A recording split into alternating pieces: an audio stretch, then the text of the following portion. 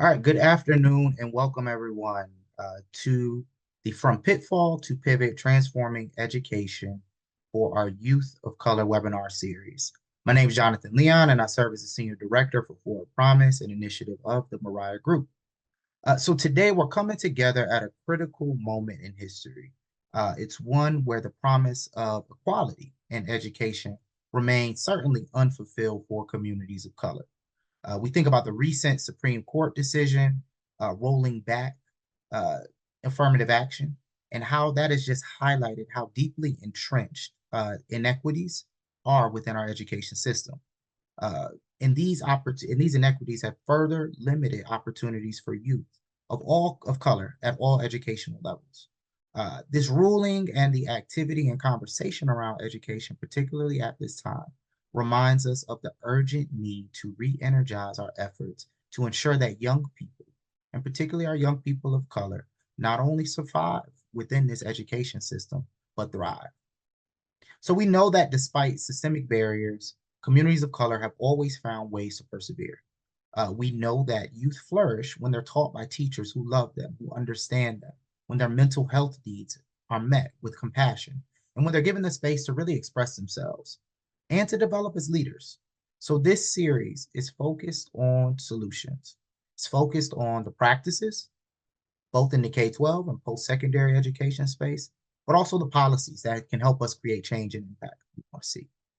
In today's session, we're going to explore some innovative practices around culturally responsive education, the diversification of our teacher pipeline, the rising impact of homeschools, micro schools, public charter schools, and how these counter the dehumanization that many of our students of color are experiencing in traditional education settings. And it's offering a pathway around healing, around growth, and academic success. We know that the research shows that particularly for Black and Brown students, that when education is culturally grounded and personalized, students achieve better outcomes. So we're excited to welcome our two panelists here, and I'll do that in a moment, but first want to share a moment of thanks for our teams at the Mariah Group for making this happen. Our team at Rooted Change, led by Erica Pletter, who is the Senior Director, very grateful for her work in this and supporting us to bring this home, as well as the Fort Promise team comprised of Rosalie, Raina, and Paul, who've done a lot of work to make this happen today. And also a special shout out to our comms and research and impact team for all the support in making this happen. This presentation is being brought to you by two initiatives of the Mariah Group, Forward Promise and Rooted Change. Forward Promise seeks to reclaim the humanity of people of color and advances individual and structural solutions rooted in culture that strengthen whole communities so that young people can heal, grow, and thrive in a healthy village. Rooted Change advances the positive life outcomes of young people of color with a focus on boys and young men of color through capacity building, narrative change, advocacy, and power building and collaboration. So we're excited to welcome our two panelists here today.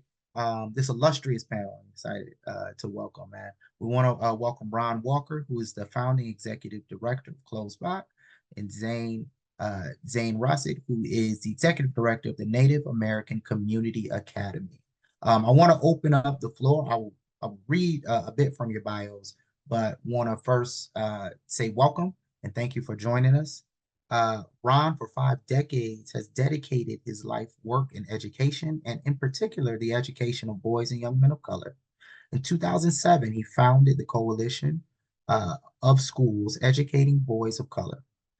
Their mission is to advance the affirmative social, emotional, and cultural and academic development of boys and young men of color. COSEBOC provides professional development to educators and community members who are dedicated to empowering boys and young men of color to obtain success and achievement in schools, career, and life. And Zane. Zane is joining us from the Chippewa Cree. He's a tribal member from Rocky Boy, Montana. Montana.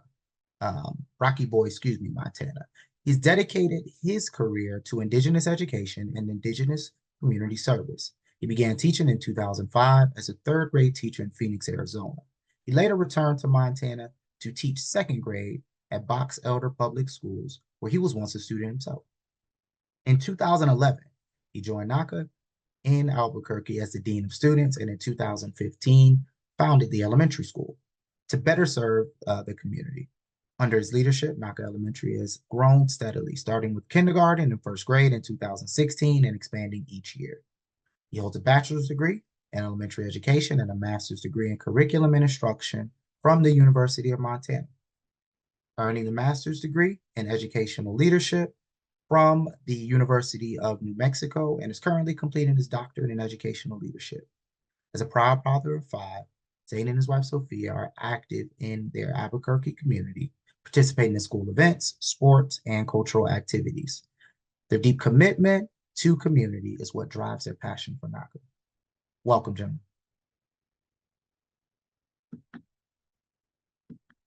Thank you. All right, we are Thank excited to kick off this conversation, and we want to get started with our first question. We want to talk about the primary challenges that youth of color face in traditional K-12 education settings, and how do these challenges affect their academic and personal development? Ron, we'd love to kick it off with you, and then Zane, we'll keep the conversation rolling. Thank you, and I'm glad to be here with in the number today, and I'm so glad to meet you, Zane. You know, well, it starts early for Black and brown children, particularly in my case, we're talking about boys, where first of all, they're not known well. Their cultural background is not known or appreciated. Their neighborhood and community is not known and appreciated. On top of that, you know, given the research, and I'll go back to the Yale research, that said by preschool, there are also boys of color, Black boys, are marginalized to be the discipline problems, you know, even as age 3 and 4 years old. So because of their energy and their activity, they're seen as being discipline problems. So if that narrative starts that early and then carries over into elementary school and goes into middle and high school, you got a narrative that's already been created about the inability of boys and young men of color to be serious about their learning. And now we know all of that's false. But the other thing that, you know, it's coming up more and more, and it's true, is that the teaching that they see, first of all, the role models are not there. It's single digits, 2, 4, 5, 6% of the teachers in America are teachers of color, are Black males. And so when they don't see themselves, also presents an issue about the educational talent. And moreover, all teachers need to be culturally responsive, culturally proficient. Just because you are Black or brown doesn't necessarily mean that you're culturally responsive or culturally proficient. So you see these narratives set up, you know, see these landmines set up for boys of color early on. And if we don't pay attention to who they are, who they bring, what they bring to the table, then you have a narrative that's set. Zaretta Hammond, a well-known scholar, an expert in culturally responsive pedagogy, says something that struck me as very important. She said, it's time to disrupt the legacy of cognitive redlining, who can learn and what they can learn and how they can learn. And so this puts a burden on, the appropriate burden on educators, on school systems, school districts, to really rise to the challenge that has been here forever. Now, this just didn't start, but it's been traditional that the underappreciation and the value that Black boys, brown boys, children of color do not have the academic potential to exceed. And we know all that's false. So again, these are the narratives that we have to disrupt, that we have to change so that we can see the blue sky of opportunity for our children. Appreciate that, Ron. Zane, would love to bring you in here as well. Same question. Yeah, definitely. Well, thank you for that, Ron. I definitely believe a lot of what he said, and what he speaks to is conversations we have in our community in Albuquerque, New Mexico. We talk about structural systems like the systemic inequalities that our students are faced with on a daily basis, which lends to a cultural disconnect in many of the public school systems. Many of the public school systems, at least that I've experienced and that our students have experienced, fail to recognize or validate the cultural identities and experiences of our students, often leading to a sense of alienation, which goes into some of the social emotional elements as well of our students having higher rates of suicidal ideations, risk factors that limit their not limit that hinder their ability to be successful in school. And then we talk about the implicit bias and disciplinary disparities. I think Ron touched on a little bit of both of those. You know, we have these ideas, especially if you do not have teachers, administrators that come from your community or look like you. Their subjective offenses that we describe as disrespect or defiance, that who is putting the labels on these things and how does that look for every community. Those are some of the things that we've known about within our Native community, at least. And then the data points in terms of the higher rates of students of color being suspended or expelled, so limiting access on a consistent basis to just schooling or remediation of those instances.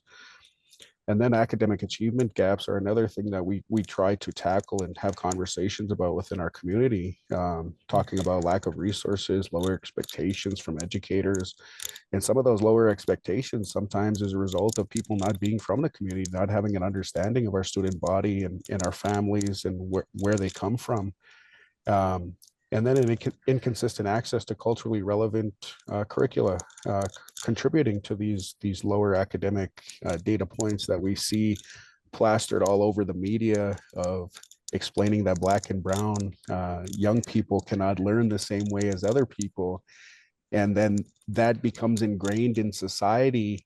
And then we have these biases out there, whether it's coming from the teaching portion or the marketing portion, then our students start believing some of these things. And so you have to tear those down and create systems where our students understand that there has always been genius in our communities. And it may not be present in the curricula right now, but we're trying to dismantle that. So we're having conversations about how that genius has lived within our cultural upbringings and how it still has relevancy today. So those are some of the small things that we've talked about, which are eventually big things, right?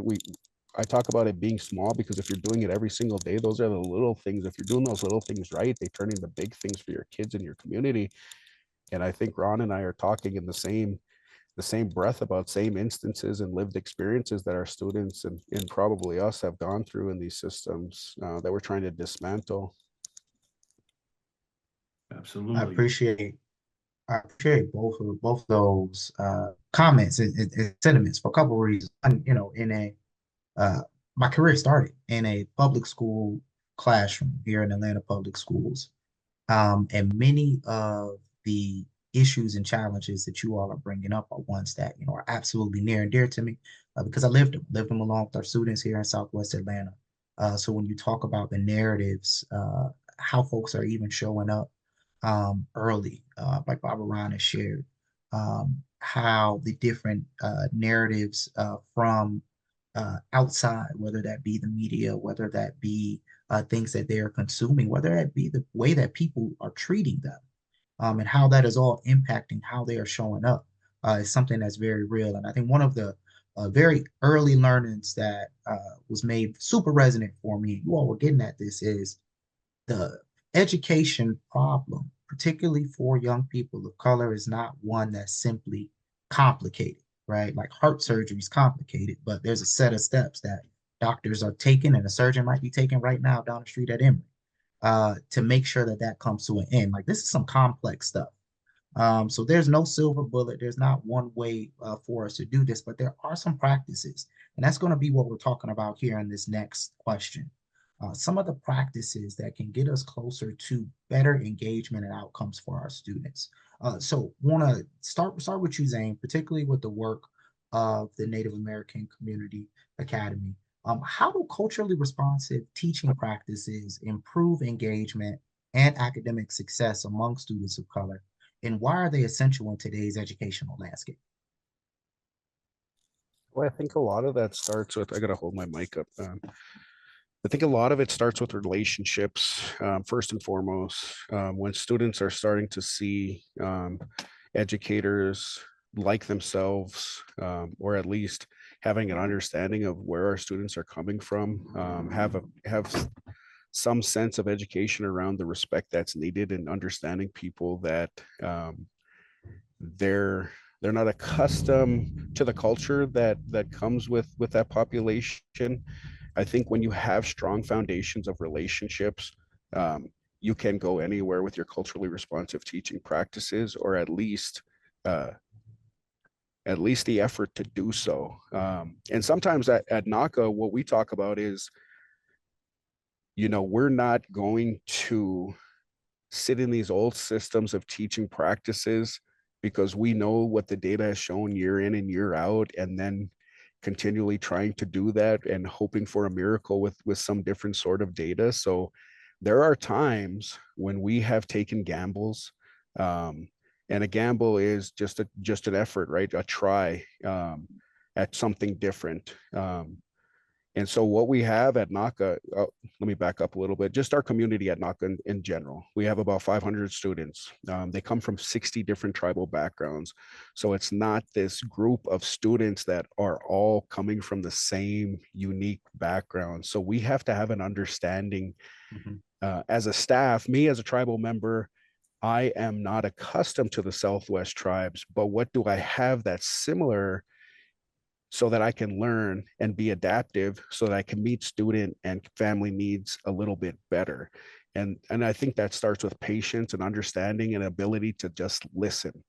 Um, and from there, you could go about, how do I address some of the things that we're seeing and want to build goals around and start attacking those. Um, and I think is just responsive teaching, the ability to listen, observe, see what's going on. What does the data tell us? Is that data accurate? What do we have in store to plan to address those things? And how do we check it consistently over time? And how does it give us information to inform us whether or not we're being successful? And then there's a portion within there as well, is how do you keep community informed about these practices? Families, there has to be a respect factor there of, you shouldn't just be calling home when discipline or attendance rates are not where you want them to be. Families need to be involved in these processes, need to be assisting in goal setting. That's respect right there. And what our families have talked about in the creation of NACA was a lack of respect. They didn't feel seen.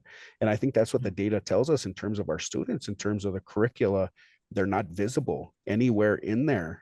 And the family's experience is similar. They're not feeling seen and visible within that process of educating our youth. So I think it all starts with relationships. And if you work and build that foundation of solid relationships, you can start identifying these areas in which you want to address as a community.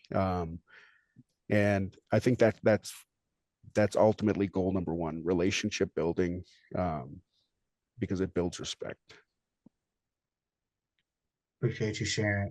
Barbara, your career in the space like can give us a really like longitudinal view. I've heard you speak on this before, but want to bring you in again on the question, but also just a bit around like the history of this like culturally responsive teaching movement, and how these things have proved time and time again to be important for our communities. Certainly. And I agree with everything Brother Zane has shared. The core is relationships. Relationships matter. You can't even begin to teach a student that you don't know or that you don't want to know.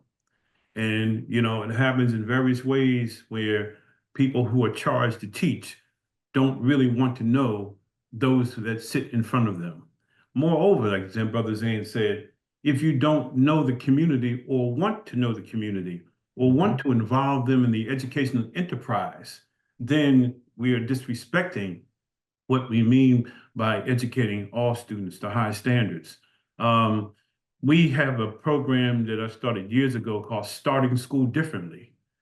And the Starting Schools Differently model was to work in communities, particularly in communities of color, communities that are often underserved and marginalized. But instead of starting school the traditional way that we all see in America, which either after Labor Day or before Labor Day, depending on where you live, kids come to your classroom and they start as though you know them. You don't know them. And the only time you're going to get to know a Jonathan or a Zane or a Ron is if I get in trouble. Then you know me. And so what we said, no, that's not the model.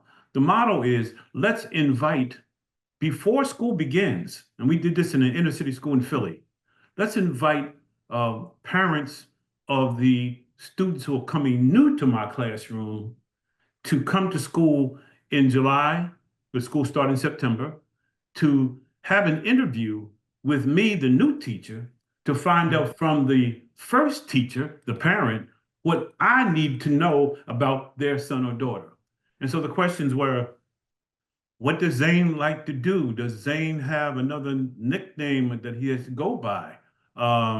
Is there some special way Zane likes to interact with kids, his peers? And the parents, first of all, they felt welcomed.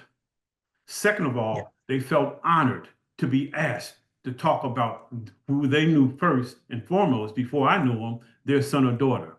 Third, they said, now I feel like I can join this enterprise of educating, because they were pouring out the knowledge base. And what happened at the start of school? That teacher knew that much more about Jonathan or Zane than they would have if Zane got in trouble a month later into school. That's the deep respect. That's starting school differently. So even the way we're conducting school has to be conducted differently, because there's a difference between being schooled and being educated. And one of the things COSEBOC talks about is that difference means being schooled is being schooled for compliance. Being educated is being educated for liberation. So, you know, we have a mantra that we conduct with our boys and young men. It's called, when you know your story, you know your power. Sharpen your eyes, tune your ears, so you know what you see, understand what you hear. Minute by minute, hour by hour. When you know your story, you know your power. So part of this culturally responsive teaching that Zane started up saying is not only knowing the students, but the teachers must know the cultures of the community and the students, because there's a continuum of culture responsive teaching that starts off with being culturally destructive. And we've seen it in the Native communities, in the Black communities, or brown communities, where educators have been culturally destructive. Then if you move along that continuum, it's culturally blind. Oh, I don't see color. You don't. I want to see color. You know, and that's been, you know, some of the other language. The next rung is being culturally pre-competent, where you start to wake up and say, oh, there is something different about Andre or Paul that I need to know about. And that's being, at least being aware. Then you got cultural competence, which means you really want to know how to teach different kids from different cultures in a very fluid way. And then the greatest step along that continuum is being culturally proficient, when you're always looking for ways in which you can develop your skills and talents. And so with COSEBOC, we've been trying to do that by creating a document called Standards and Promising Practices for Schools Educating Boys of Color. And it takes a school, a class, educators through the continuum of what they need to do to become culturally competent and culturally proficient. So appreciated. And I'm hearing and want to make sure, I guess we double click, download, put in all of the big lights, that these intentional relationships with students and their families are the things that count, right? But we cannot be in relation with one another if we don't know one another. And we need to be, and I appreciate too that continuum, that framework, Ron, that you just shared. This is an ongoing practice and a learning that takes multiple steps, levels to really get into relationship, to really get to know one's community, one's culture, to be in community and really understand that is a process, and it takes some activism, activation.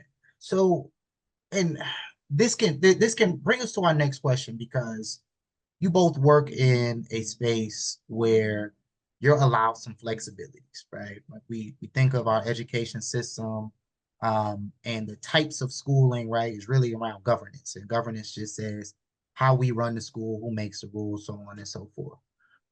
So when we think about how homeschools, in this next question, we think about how a homeschool, a micro school, or a public charter school can uniquely address the needs of students of color compared to those within the traditional setting. Would love to hear y'all's experience, and Barbara, Ron, we'll start off with you. Just your experience about the ways in which you've been able to take that, like what is all, for all intents and purposes, a governance model, right? Of how we educate folks to, how we educate our folks, excuse me, to uniquely address the needs of students of color.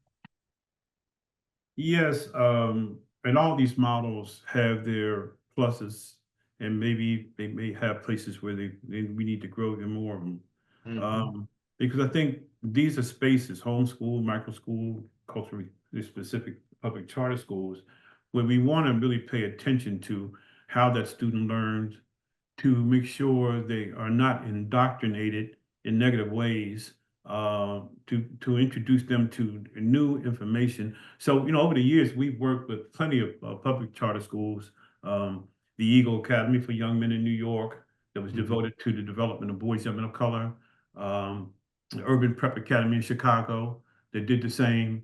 And they all have their, particular expressions of strength, where they personalize the learning, okay?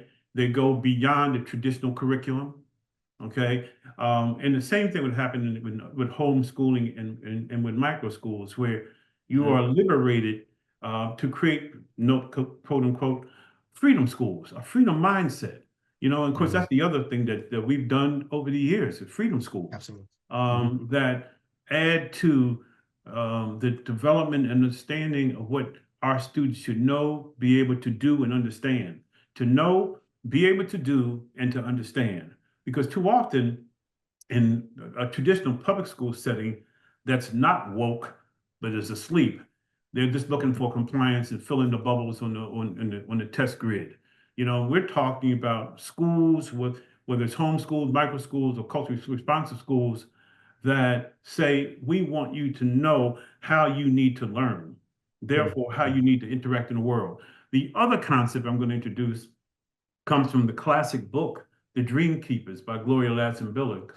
And that's, to me, a must read for anybody who wants to enter education, who wants to be a teacher, whether you're at homeschool, you're in the micro school, or public charter school. Because what it pushes and says is that when you go into a school of any kind of setting, are you someone who's building the dreams of students, or are you destroying the dreams of students by what you do? What does it look like? What is that setting, even if you're at home, what does that setting look like? Are you being exposed to the wide culture of many cultures? Are you a teacher in those settings, like James Baldwin said, who will go for broke? You know what I mean? Who will go for broke, who's not going to let anything stand in between excellence that they want you to achieve. Or I've seen some homeschooling situations in micro schools and some public charter schools that I wouldn't want to send my kids to. So again, what is the foundation on how these schools are set up? Are they set up on freedom dreaming, not spirit murdering, like Bettina Love said? Are they set up on, finding the dream keeping solution? Are they set up on respect?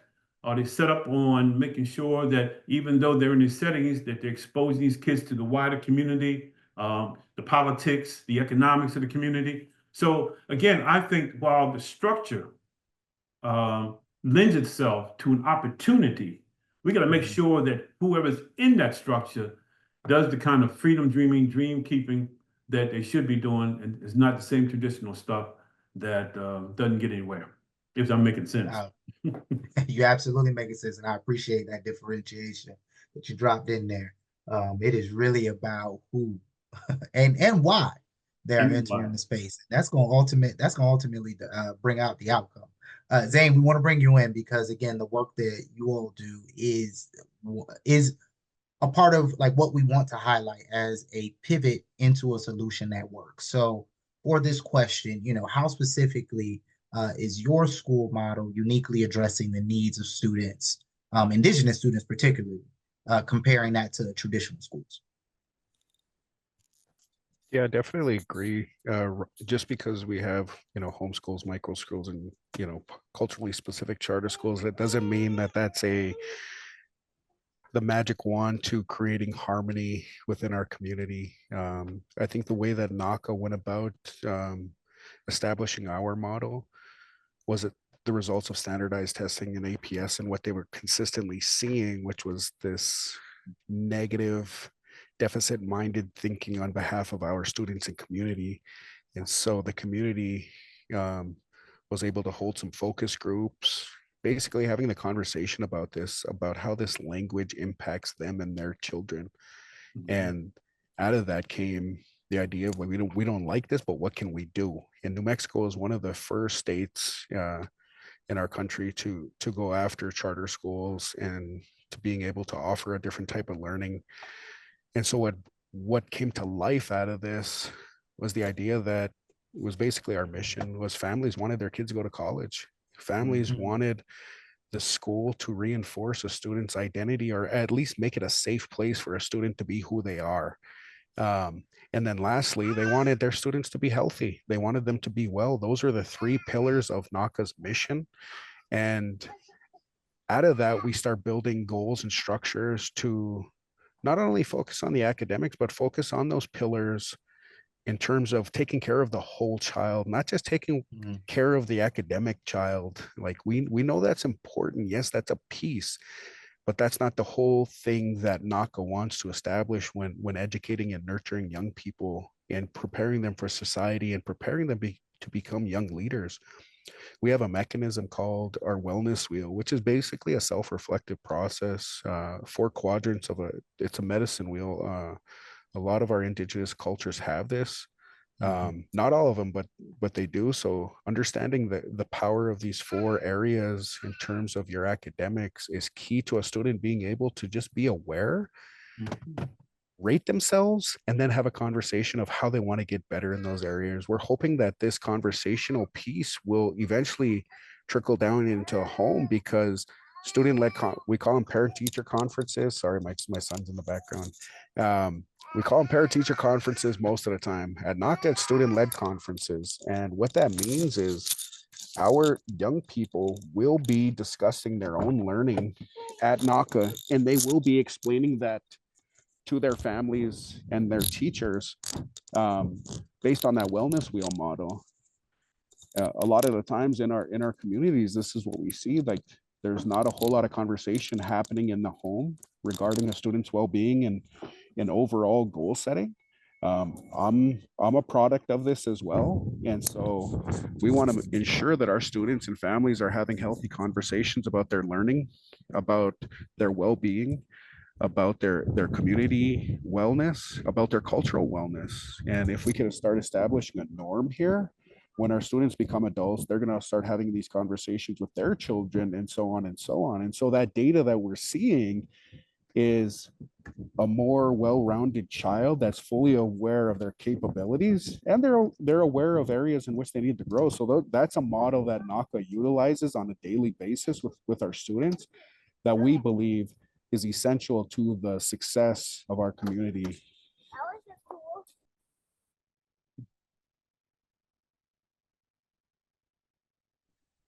I appreciate you sharing, Zane and Ron. When we think about these cultural medicines, right? This wisdom, these things that we know to be inherently true, that in order for our young people to thrive, it is about the whole child, right? We can certainly, and we do teach, 1 + 1 = 2, but how are you first? It's just the prerequisite. Are you okay today?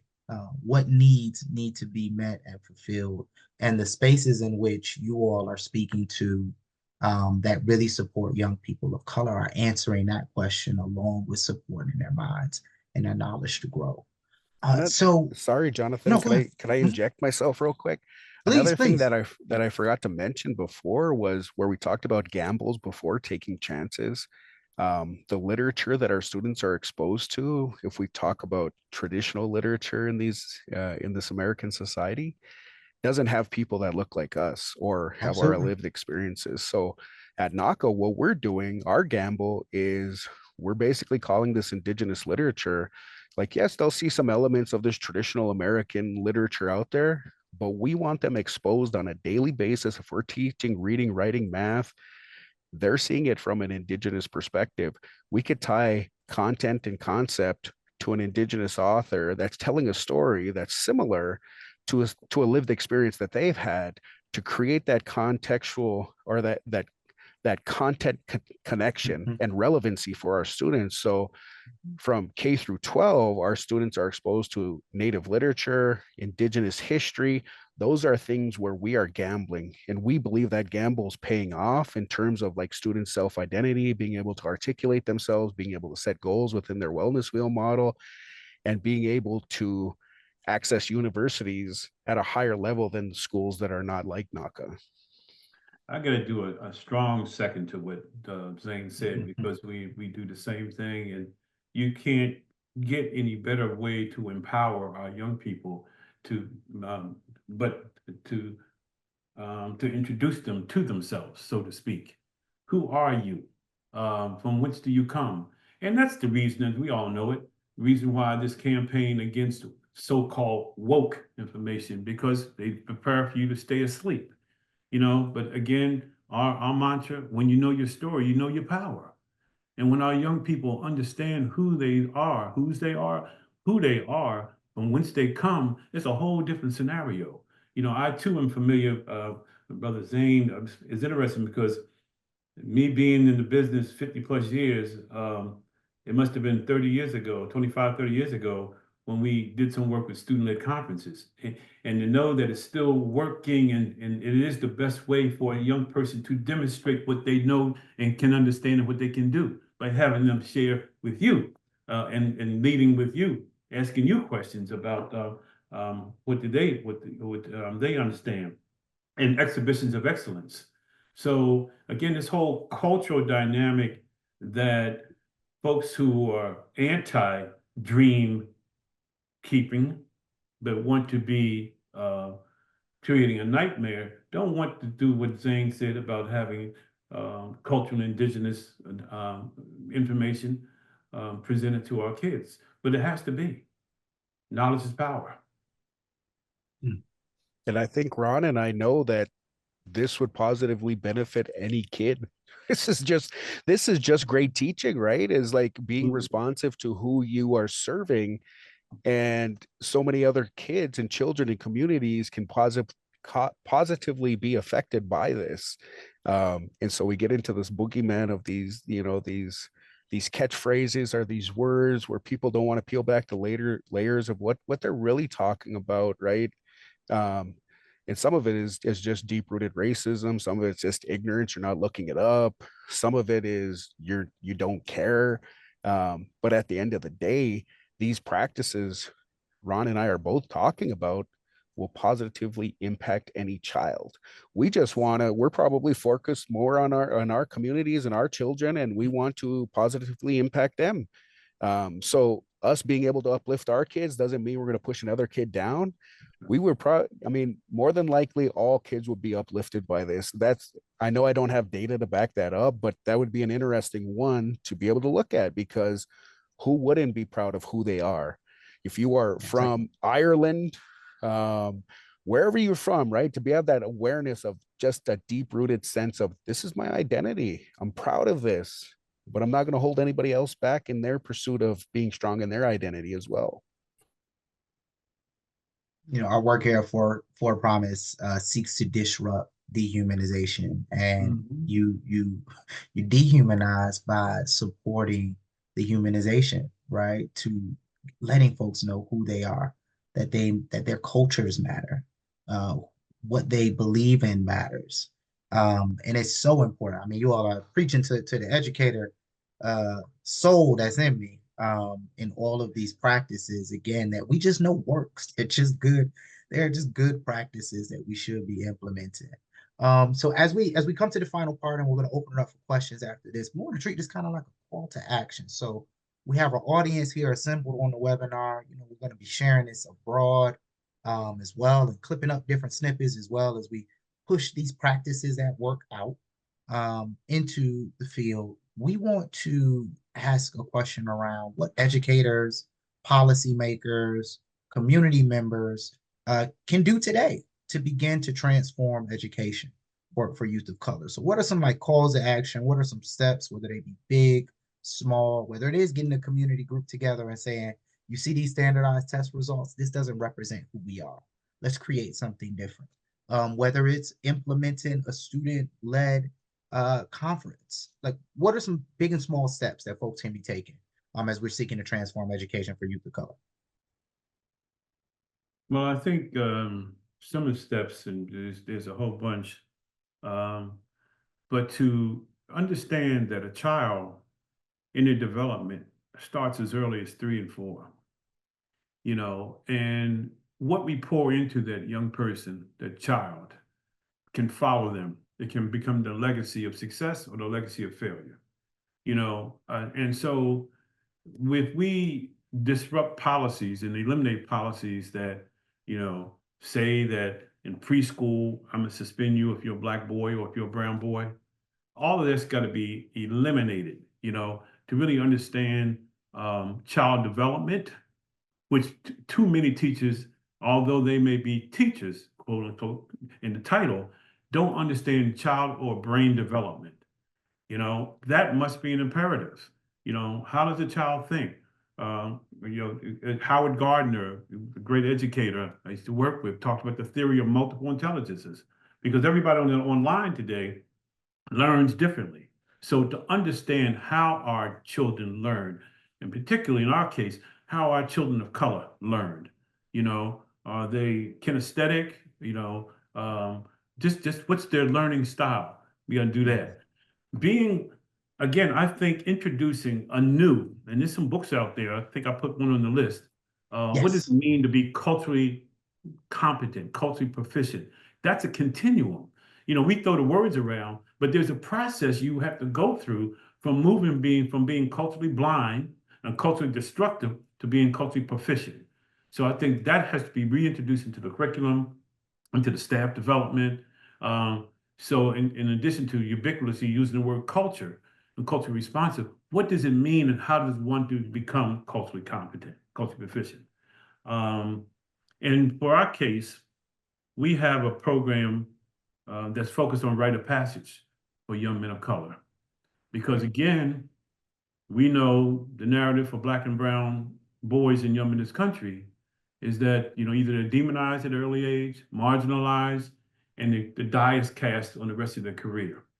So the program that we certainly encourage schools and educators to think about is, what does it mean when boys and young men of color go through a rite of passage led by men of color who've gone through a rite of passage? So the teachers that stand in front of them, who may be men of color, does not mean that they have a rite of passage they've gone through. Doesn't mean that they had an opportunity to disrupt their trauma.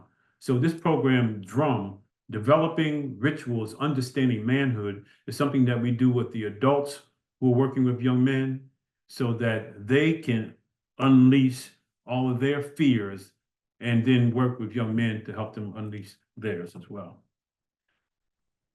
That's powerful. That's powerful work. Zane, we want to open it up again. What are some calls to action, both big and small, that you want to leave with participants and attendees today? Yeah, for sure. And thanks, Ron, again for all that educating me. I appreciate it.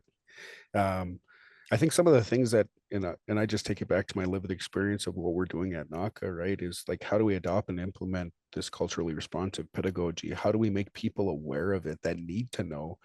Sometimes it's playing politics, it feels like. We want people to be aware of the successes that we're going through, that gamble that we tried, and some of the data that we have. People always want to see data, and they reformed they go back and forth to the standardized test data, the attendance, the discipline data, but we want to show them other data as well. We want to show them this data that lives in these corners. We want to bring it out of the corner and put it in the forefront of like, hey, this is how our kids are succeeding. So making sure that that culturally responsive pedagogy is front and center, and being able to back it up for those people that need to know about it, so that they can make informed decisions. And then continually advocating for policy change. How are we able to continue this curriculum reform and redesign at NACA, and how can other schools go through that as well?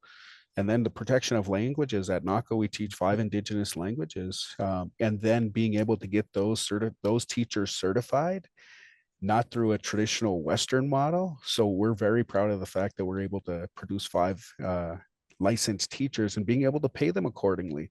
So those are important things that we're tackling currently right now. And then in terms of like school governance, right? Like NACA's been blessed to have people from the community leading that school governance and being a part of a charter school. It's not always an election process either. There's appointments by that governing council. It's usually specialized people, from accountants to professors, to business leaders, basically people from the community doing these things in different pockets in the community, being successful, and they're kind of driving change within the community. So we've been very blessed to have an engaged governing council. And then I think it's just getting policymakers, educators to understand, and community members to understand that alternative models are exactly what they say they are. They are bucking the norm. Do your research on what is available for you and your families, right? And is that school a good match for you and your family of what you want your child to experience, and come out of school feeling confident that they could address any hurdle that the world may throw at them, and do it confidently, right? And so that's the big thing for us. And then growth. Being a charter school, you don't always have the access to the facilities, so we're always hustling to get into the proper spaces. Right now, we're trying to set up our capital campaign. Our K-8 campus is exploding because we're too big for the space, and we need a better space that's more conducive to what we're trying to do and build as a community. And our children and families deserve that. We're very resilient, but we're tired of talking about resiliency. We know our families and kids deserve the best. And so we're working actively to provide them with the best. I'll leave it right there. Thank you. If I can just add one thing to that great list that my brother Zane mentioned, the community, we must also look at the community through an assets-based lens, not a deficit lens. Yes. Which too often takes place, as we know, in many of the communities we work in. We see what they don't have rather than all the assets that are present. So appreciate so much gratitude for the conversation thus far. I'm looking at the time. I want to see if there are any questions that we may have from the audience, and I already see one is populated. Thank you, Paul, for grabbing that for us. The question is, what strategies can be utilized to overcome resistance from stakeholders who may be opposed to the changes needed to improve education for young people of color?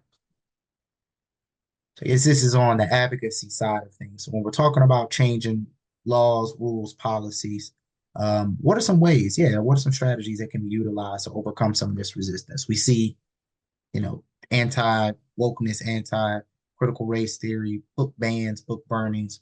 What are some ways that you all can bring up as strategies to oppose and resist against some of these shifts?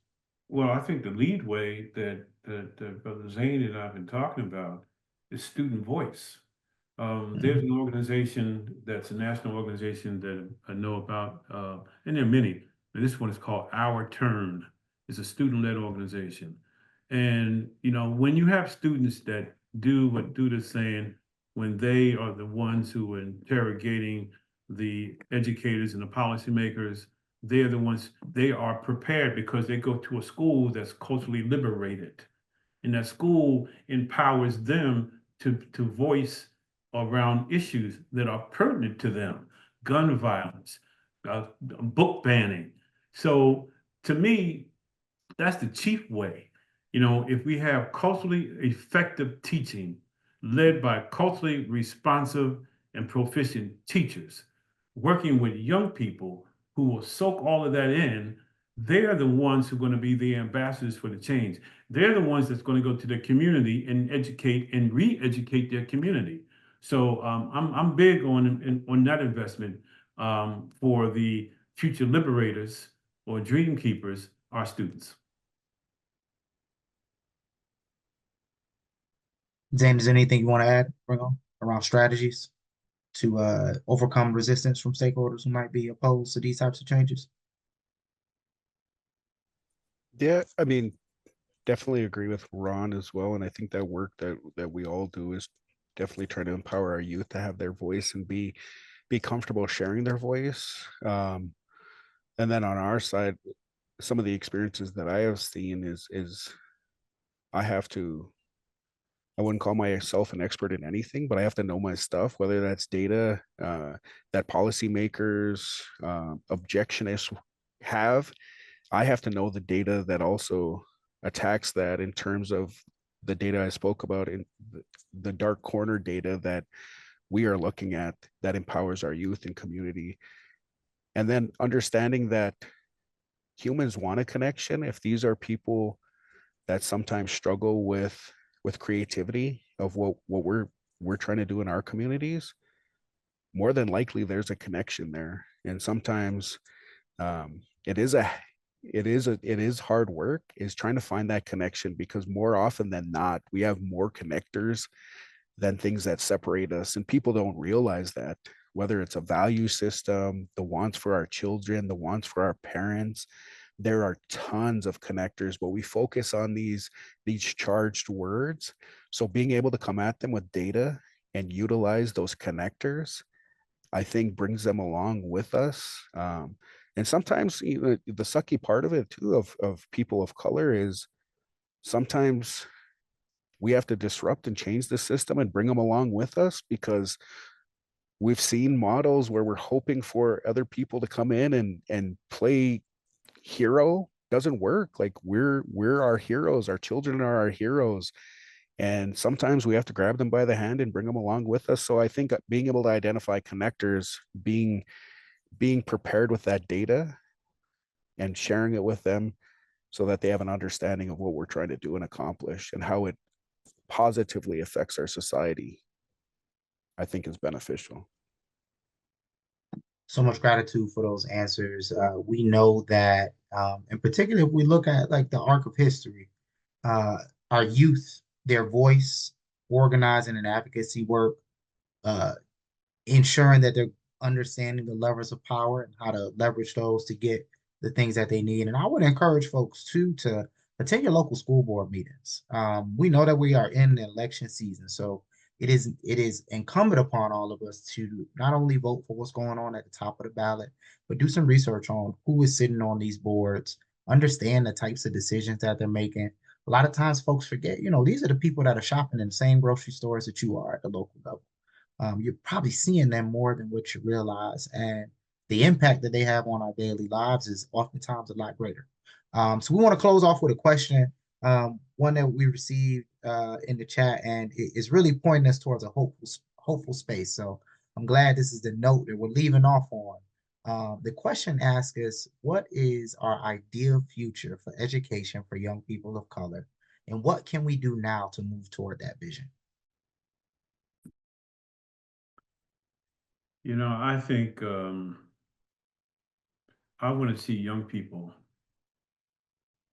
from the earliest ages, preschool, going through pre-K to 12, regardless of what they may look like, and particularly those who have been traditionally the underserved, the Black and brown, those who come from poor economic status, to understand that when they come to that schoolhouse and they meet their first teacher, that is a teacher who believes that nothing is impossible for them to do that they can't do. There's nothing that they can't do. That is a teacher who sees them for their potential, not for their deficits. That is a teacher that has a vision of excellence for each and every student. And that student feels that reciprocity, feels that feeling, feels that hope. They're working, they're learning from hope dealers, right? They're learning from vision builders. They're learning from courageous minds. And it's obvious the first day they step into school that this is a teacher, an educator, a principal, a counselor who doesn't say, I don't think you'll be able to go to college because you don't look like college material. Like my counselor said to me, lo, those many years ago. But if it wasn't for a parent who also, my mother, who also understood the power of education. So I also see in this vision that the community, we've been talking, Zane and I've been talking, parents feel empowered, parents feel welcome, parents feel acknowledged, that they're part of the education enterprise, so, and in school, as we know, sometimes we give too much credit to what schools are. Schools are in the community, a part of the community. They're not outside of the community. So again, part of this notion of welcoming, honoring, and joining, those three words, that every student feels as though they are capable of anything, because we see all the evidence anyhow that students, young people can do anything that they want to do, even under bad circumstances. Now, if they had the great circumstances that we're talking about, or what would it look like? So powerful. Zane, close us out with some thoughts around our idea future for education for young people of color. Yeah, for sure. Just want to start off by echoing Ron's statement. We want all of our children to be able to dream, right? When we are so young, if you have spent time in those youngest classroom, kids believe and want to be whatever they want to be. And they have these grand ideas, these grand visions of their future. Why do those die? Do we ask ourselves, why do those become diminished? And some of it is energy, some of it is the system, right? The system that's providing that energy. How, as teachers, as educators, as administrators, as families, are we keeping that energy alive and active to dream and say you can be whatever you want to be, and we're going to get there? And then understanding that there's no perfection. Sometimes you're in school and you want an A plus, and if you get a B or a C, you feel like you're less than. Having that conversation with students consistently, that we're going to fall down every single day. As adults, we do it every day, more often than not. We're trying not to make the same mistakes, but we fall down. How are we using grit, perseverance to guide us through anything? And there's learning within that, right? Is we want our kids to be gritty. We want them to understand, take a chance, be courageous. You're going to fall once in a while, but that's okay. It's all part of the process. It's going to be a part of the process when you are grown, but it's okay. You're going to learn a lot and you're going to move forward. So I think it's keeping that energy alive, keeping it not deficit minded, but on the positive side of we could get through anything. And so we build that belief in elementary, our daycare system, in elementary, mid school. We always keep them energized. So I think it's a cultural shift within our schools of making that belief an actual thing. And then even goes to Ron's point about discipline that he talked about earlier. Sometimes students will have to be corrected, but if you have a great relationship with a kid, more often than not, they're going to bounce back because they understand your intentions are good. They're going to understand you as an adult, as a guide, a mentor, a role model, have their best interest at heart. And what you're trying to teach them is going to be easier for them to accept and move through because they know that person on the other end of that cares about them as a human. So a lot of that work is cultural work in terms of how do we set the cultural right for our school system, our community, and then we can start attacking these gaps around curriculum, the goals within these standardized tests. How do we attack those, identifying some of these areas and making the community a part of those goal setting as well? I know I'm kind of pandering and going off topic here, but that's just Uh, some of my insights there. And I appreciate Ron teaching me some things today as well.